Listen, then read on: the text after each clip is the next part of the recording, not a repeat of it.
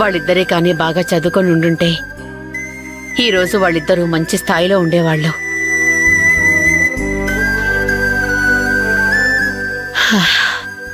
ఇలా చిన్నోడొక దిక్కు పెద్దోడొక దిక్కు అయ్యుండేవాళ్లే కాదు కదా.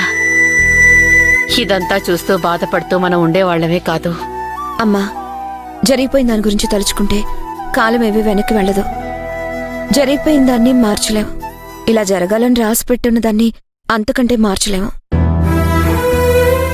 విన్నారు కదరా అమ్మ ఎంత బాధపడుతుందో. మీరిద్దరూ బాగా చదువుకొని ఫస్ట్ క్లాస్ కాదు, కాలేజ్ టాపర్స్గా రావాలి. అలాగే వస్తాం, కానీ అన్నట్టు ఫీజు కట్టడం మర్చిపోయాం. రేపు ఎగ్జామ్ ఫీజు కట్టాలి. రాఘవ అన్నయ్యని డబ్బులు అడగాలి. మళ్ళీ నేను మర్చిపోతాను. కనీసం నువ్వన్నా గుర్తుపెట్టుకో అక్క.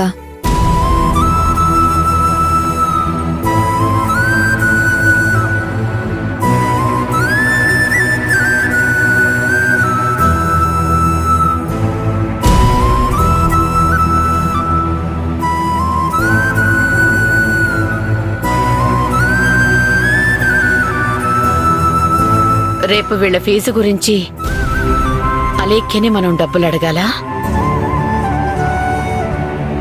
నేను అదే ఆలోచిస్తున్నానమ్మా. రేపు డబ్బులు అడగగానే అలేఖ్య ఎలా బిహేవ్ చేస్తుందో అర్థం కావడం లేదు.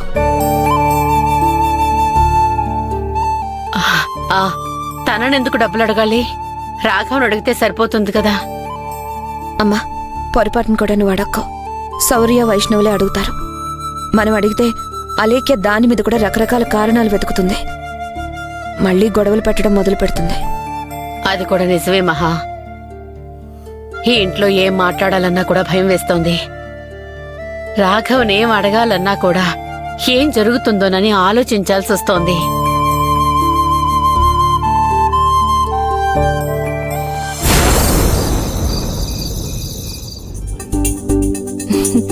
ఆయన సరుకులు తీసుకురాగాని ఈ షర్ట్ చూపించి సర్ప్రైజ్ చేయాలి.